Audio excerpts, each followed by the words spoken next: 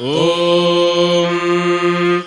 प्रण इन्दो महेतन ऊर्मिन्न बिभ्रदर्शसि अभिदेवाँ अयास्याः मतिजुष्टोऽधिजाहितः सोमो हिन्वे परापति विप्रस्य धारजा कविः अयम् देवेषु जागृभिः सुत एति पवित्र सोमो जाति विचर्षणिः तनः पवस्व वाजयुश्चक्राणश्चारुमध्वरम् बर्हिष्माम् आविभासति स नो भगाय वाजवे विप्रवीरः सदा वृधः सोमो देवेष्वाजमत् स नो अद्य वसुत्तरे क्रतुविद्गातु वित्तमः वाजन्ये शिश्रवो बृहत् सपवस्वमदायकन्द्रचक्षा देववीतरे इन्दविन्द्राय पीतरे स नो अर्षाभिदूत्या अन्त्वमिन्द्रायतोषसे देवान् सखिभ्य आवरम् उत त्वामरुणौ वयङ्गोभिरैञ्ज्मो मदायकम् विनो राजेदुरो वृधि अत्योपवित्रमक्रमीद्वाजीधुरन्न जामनि इन्दुर्देवेषु पत्यते समीसखा आजो अस्वरन्वने क्रीडन्तमत्यविम् इन्दुन्नावा अनूशत तया आपवस्वधारजाजजा पीतो विचक्षसे इन्दोस्तोत्रे सुवीर्यम् असृग्रन्देवबीतजेत्या आसष्कृत्या इव क्षरम् तः पर्वतावृधाः परिष्कृता स इन्दवो जोषे एव पित्र्या आवति वायुम् सोमा असृक्षत एते सोमा स इन्दवः प्रगस्वन्तश्च मूसुताः इन्द्रो वर्धन्ति कर्मभिः आधा आवतासु हस्त्यः शुक्रा गृह्णीतमन्थिना गोभिः श्रीणीतमत्सरम् सपवस्वधनञ्जय प्रयन्ताराधसोमः अस्मभ्यम् सोमगातुवित् एतम् व्रजन्ति मर्ज्यम् पवमानन्दचक्षिपाः इन्द्रारमत्सरम् मदम् अजा सोमः सुकृत्यया महश्चिदभ्यवर्धत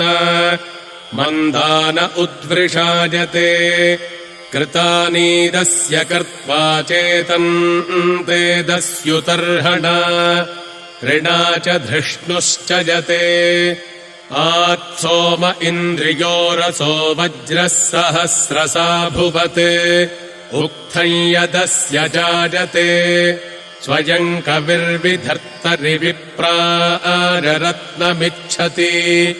यदीमर्मृज्यते धिजाः सिषासतु ऊरगीणाम् वाजेष्वर्वतामिव भरेषु जिग्युषामसि तन्त्वा नृम्णानि बिभ्रतम् सधस्थेषु महोदिवः चारुम् सुकृत्यजे महे संवृक्तधृष्णुमुख्यम् महामहिव्रतम् मदम् शतम् पुरोरुरुक्षणिम् अतस्त्वारगिमभिराजानम् सुक्रतो दिवः सुपर्णो औयथिर्भरत् विश्वस्मा इत्स्वर्धृषेधाधारणम् रजस्तुरम् गोपामृतस्य विर्भरत् अधा आहिन्वान इन्द्रियम् ज्यायो महित्वमानशे अभिष्टिकृद्विचर्षणिः पवस्व वृष्टिमासु नोपामूर्मिन्दिवस्पति अयक्ष्मा बृहतीरिषाः तजा आपवस्वधारजा जजागाव इहागमन् जन्या आस उपनो गृहम् घृतम् पवस्वधारजा जज्ञेषु देववीतमः अस्मभ्यो वृष्टिमापव स न ऊर्जेव्या अव्ययम् पवित्रम् धावधारजा देवासः शृणवनेहिकम् पवमानो अशिष्य दद्रक्षांस्यपजङ्घनते रत्नवद्रोचयन्द्रुचाः उत्तेषुष्मा आस ईरते सिन्धो ओरूर्मेरिवस्वनः बाणस्य चोदजापविम् प्रसवेत उदीरते तिस्रो वाचो ओमखस्युवाः यदव्य एषि सानवी अव्यो वारे परिप्रियम् हरिम् हिन्वन्त्यद्रिभिः पवमानम् मधुश्च्युतम् आपवस्वमदिन्तमपवित्रम् धारजाकवे अर्कस्य योनिमासदम् स पवस्वमदिन्तमगोभिरञ्जानो अक्तुभिः इन्दविन्द्राजपीतरे अध्वर्यो अद्रिभिः सुतम् सोमम् पवित्र आसृज पुनीहीन्द्राजपातवे दिवः पीयूषमुत्तमम् सोममिन्द्राजवज्रिणे सुनोता मधुमत्तमम् तवत्य इन्दो अन्धसो देवा मधोर्व्यश्नते पवमानस्य मरुताः त्वम् हि सोमवर्धयन् स्तुतो मदाजभूर्णजे वृषम् स्तोतारमूतजे अभ्यर्ष विचक्षणपवित्रम् धारजासुतः अभिवाजमुतश्रवाः परिद्युक्षः सनद्रगिर्भरद्वाजन्नो अन्धसा सुबानो अर्षपवित्र तव प्रत्नेभिरध्वभिरव्यो वारे परिप्रियः सहस्रधारो जात्तना चरुर्नगस्तमीङ्खजेन्दो न दानमीङ्खज वधैर्वधस्नवीङ्खज निषुष्ममिन्दवेषाम् पुरुहूतजनानाम् यो अस्माम् आदिदेशति शतन्न इन्द ऊतिभिः सहस्रम् वाशुचीनाम् पवस्वमम् हयद्रजिः उत्तेषुष्मा आसो अस्थूरक्षो भिन्दन्तो अद्रिवः नुदस्वजाः परिस्पृधाः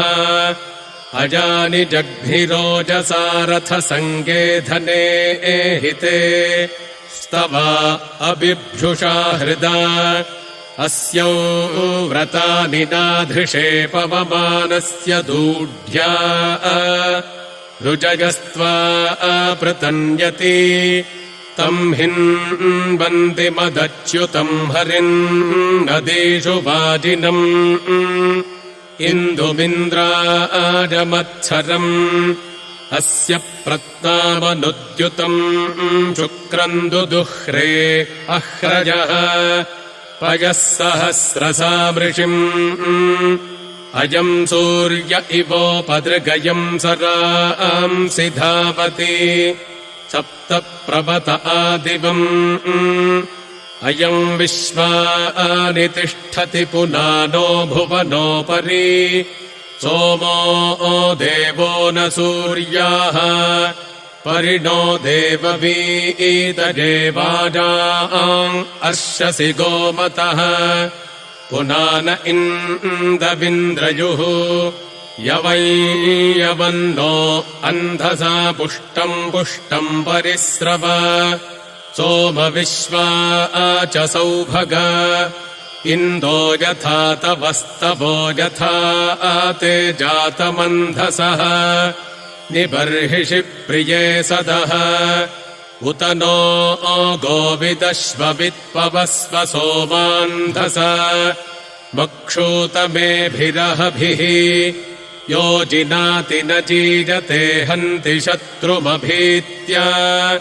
स पवस्व सहस्रजित् परिसोमऋतम् बृहदाशुः पवित्रे अर्षति विघ्नन् रक्षांसि देवयुः यत्सोमो वाजमर्षति शतम् धारा अपस्युवाः इन्द्रस्य सख्यमा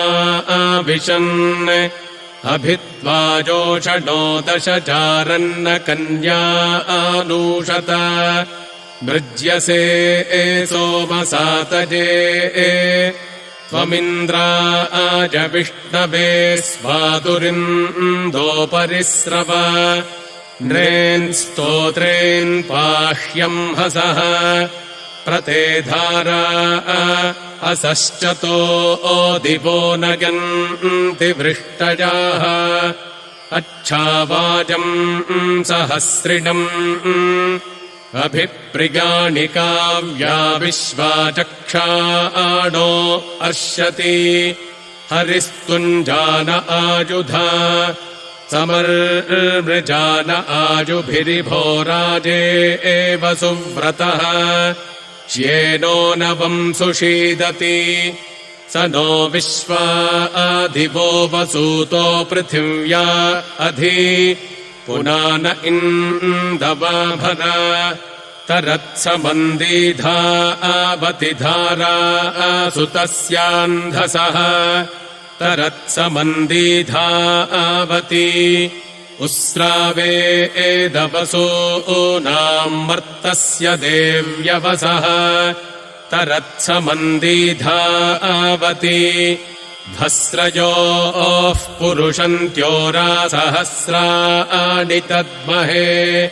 तरत्समन्दीधा आवति आययोस्त्रिंशतन्तना सहस्राणि च दद्महे तरत्समन्दीधा आवति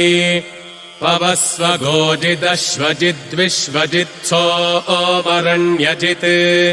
प्रजावद्रत्नमाभर पवस्वाभ्यो अदाभ्यः पवस्वौषधीभ्यः पवस्वधिषणाभ्यः त्वम् सोमपवमानो विश्वानि दुरितातर कविः सीदनि बर्हिषि पवमानस्वर्विदो जायमानो भवो महान् इन्दो विश्वाम् अभीदसि प्रगायत्रेण गायत पवमानम् विचर्षणिम् इन्दुम् सहस्रचक्षसम् तन्त्वा सहस्रचक्षसमथो सहस्रभर्णसम् अतिवारमपाविषुः अतिवारान् पवमानो असिष्यदत्कलशाम् अभिधावति इन्द्रस्य हार्द्या आविशन् इन्द्रस्य सोमराधशेषम् पवस्व विचर्षणे प्रजावद्रेत आभर अयावीति परिस्रवगस्त इन्दो मदेष्वा अवाहन्नवतीर्नव पुरः सद्य इत्थाधिजे दिवो ओदासागशम्बरम् अधत्यन्तुर्वशंयदुम् परिणो अश्वमश्वविद्गोमदिन्दो हिरण्यवत् क्षरा सहस्रिणीरिषाः पवमानस्य ते वयम् पवित्रमभ्युन्दतः सखित्वमावृणीमहे एते पवित्रमूर्मयोभिक्षरन्ति धारज तेभिर्नः सोममृळज स नः पुनान आभररयम् वीरवतीविषम् ईशानः सोमविश्वताः एतमुत्यन्दचक्षिपो मृजन्ति सिन्धुमातरम् समादित्येभिरक्षत समिन्द्रे एणोत वाजुना सुत एति पवित्र संसूर्यस्य रश्मिभिः स नो भगाय वाजवे पूष्णे पवस्व मधुमान् चारुर्मित्रे वरुणे च उच्चाते जातमन्धसो दिविषद्भूम्या ददे उग्रम् शर्म महिश्रवाः एना विश्वान्यर्य आद्युम्नानि मानुषाणाम् त्रिषा आसन्तो वनामहे स न इन्द्राय यज्ञवे वरुणाय मरुद्भ्याः वरिवो वित्परिस्रव उपोषु जातमप्तुरङ्गोभिर्भङ्गम् परिष्कृतम् इन्दुम् देवा अयासिषुः तमिद्वर्धन्तु नो गिरो वत्सम् संशिश्वरीरिव य इन्द्रस्य हृदम् सनीः हर्षाणः सोमशङ्गवे धुक्षस्व पिप्युषीमिषम् वर्धा समुद्रमुख्यम् पवमानो अजीजनद्दिवश्चित्रन्नतन्यतुम् ज्योतिर्वैश्वानरम् बृहत् पवमानस्य तेरसो मदो राजन्नदुच्छुनः विवारमव्यमर्शति पवमानरसस्तव दक्षो विराजति द्युमान् ज्योतिर्विश्वम् स्वर्धृशे यस्ते मदो वरेण्यस्तेनापवस्वान्धसा देवावीरघशंसः जघ्निर्वृत्रममित्रियम् सस्निर्वाजन् दिवे दिवे गोषा उ अश्वसा असि सम्मिष्टो अरुषो भवसूपस्थाभिर्नधेनुभिः सीदन्क्ष्येनो न योनिमा सपवस्वज आविथेन्द्रम् वृत्राय हन्तवे वव्रिवांसम् महीरपः सुवीरा आसो वयन्धना जजे एव सोममीढ्वः पुनानो वर्धनो गिराः त्वोता आसस्तवावसा स्यामवन्वन्त आमुराः सोमौ व्रतेषु जागृहि अपघ्नन् पवते मृधो वसोमो अराणः गच्छन्निन्द्रस्य निष्कृतम् महो नो राज आभरपवमान जहीमृधाः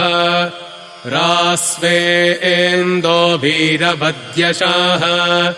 नत्वा आचतम् जनः हृतो राधोदित्सन्तमामिनन् यत्पुनानो मखस्यसे पवस्वेन्दो वृषा सुतः कृधीनो यशसो जने विश्वा अपद्विषो ओजहि अस्य ते सख्ये वयन्तवे एन्दोद्युम्न उत्तमे सा सह्यामपृतन्यतः याते भीमान्यायुधातिग्मानि सन्ति धूर्वणे रक्षा आसमस्य नो नितः एते अथृग्रमिन्दवस्तिरः पवित्रमाशवाः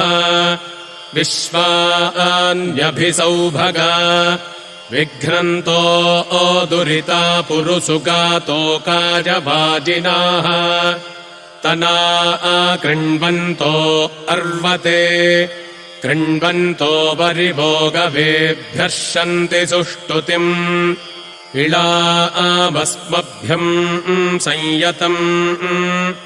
असाव्यंशुर्मदा आजाप्सु दक्षो गिरिष्ठाः येनो न योनिमासदत् शुभ्रमन्धो देववातमप्सु धूतो नृभिः सुतः स्वदन्ति गावः पयोभिः आदिमश्वन्नहेतारोषु शुभन्नमृताय मध्वोरसम् सधमादे यास्ते धारा मधुश्च्युतो धृग्रमिन्द ऊतजे ताभिः पवित्रमासदः सो अर्षेन्द्राय पीतजे तिरोरोमान्यव्यया सीदन यो नावनेष्व त्वमिन्दोपरिस्रवस्वादिष्ठो अङ्गिरोभ्यः वरिवो विधृतम् पयाः अयम् विचर्षणिर्हितः पवमानः स चेतति इन्वान आप्यम् बृहत् एष वृषा वृषौ व्रतः पवमानो अशस्तिः करद्वसूनिदाशुषे आपवस्व सहस्रिणम् रयिङ्गोमन्तमश्विनम् पुरुश्चन्द्रम् पुरुस्पृहम् एषस्य परिषिच्यते मर्मृज्यमान आजुभिः उरुगाजः कविक्रतुः सहस्रोतिशतामघो विमानो रजसः कविः इन्द्राजपवते मदाः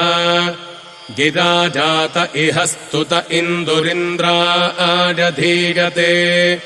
वीर्यो नावसताविव पवमानः सुतो नृभिः सोमो वाजमिवासरत् चमूषु शक्मनासदम् तन्त्रिपृष्ठे त्रिबन्धुरे रथे युञ्जन्ति जातवे ऋषीणाम् सप्तधीतिभिः तंसो ओतारोधनस्पृतमाशु वाजा आजजातवे हरिम् हिनोत वाजिनम् आविशन् कलशम् सुतो विश्वा अर्षन्नभिश्रियाः शूरो न गोषु तिष्ठति आत इन्दो मदा आजकम्पयो दुहन्त्याजवाः देवादेवेभ्यो मधु आनः सोमम् पवित्र आसृजता मधुमत्तमम् देवेभ्यो देवश्रुत्तमम् एते सोमा अधृक्षत गृणानाश्रवसे महे मदिन्तमस्य धारजा अभिगव्यानि वीतजे नृम्णा पुनानो अर्षसि तनद्वाजः परिस्रव उत नो गोमतीरिषो विश्वा अर्षपरिष्टुभाः गृणानो जमदग्निना पवस्व वाचो अग्रियः सोमचित्राभिरूतिभिः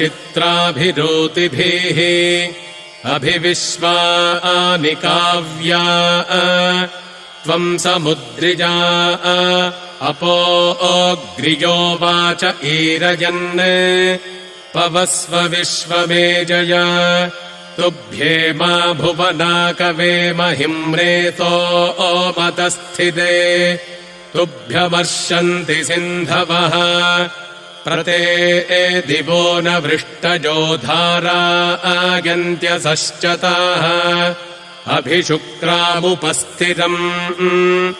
इन्द्राजेन्दुम् पुनीतनोग्रम् दक्षाजसाधनम् ईशानौ वीतिराधसम् पवमान ऋतः कविः सोमः पवित्रमासदत् दधत्स्तोत्रे सुवीर्यम् आपवस्वसहस्रिणम् रयिंसो ओमसुवीर्यम् अस्मे श्रवांसि धारय इषमूर्जन् च पिन्वस इन्द्राजमत्सरिन्तमः चमूष्वानिषीदसि सुत इन्द्राजविष्णवे सोमः कलशे अक्षरत् मधुमाम् अस्तु वाजवे एते अथृग्रमाशवो दिह्वरांसि बभ्रवाः सोमा ऋतस्य धारय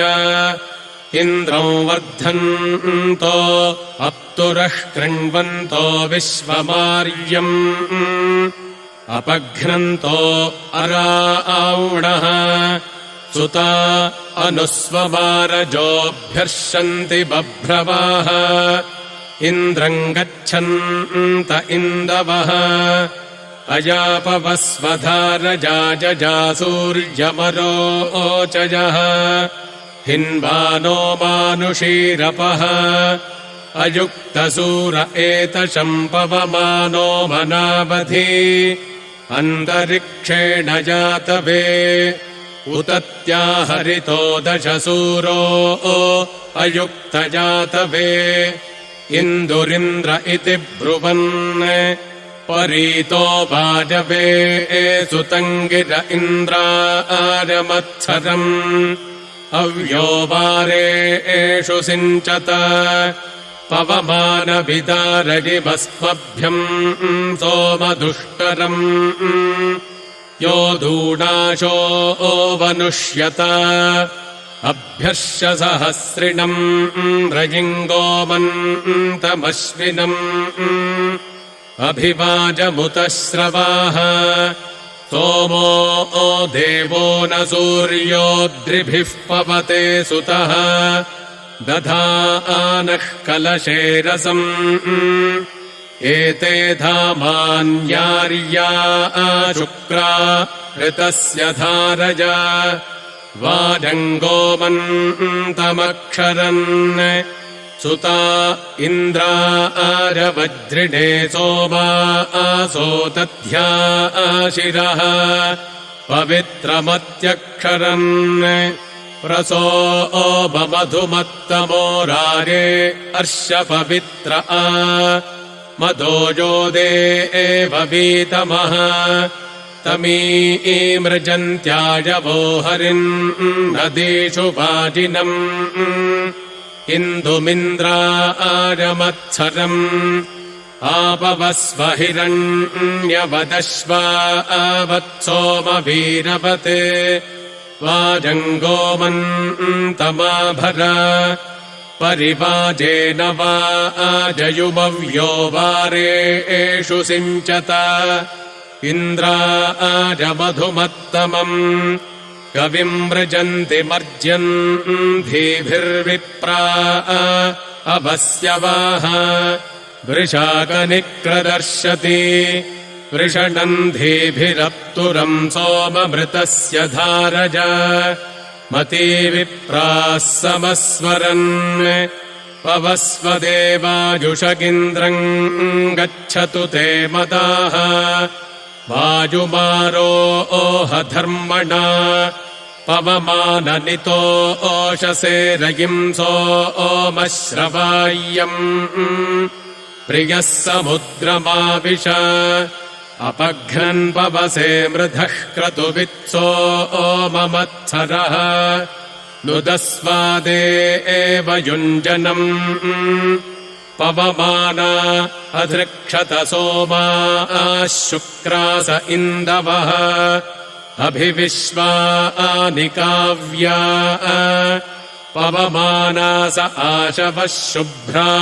अथृग्रमिन्दवः घ्नन्तो विश्वा अपद्विषाः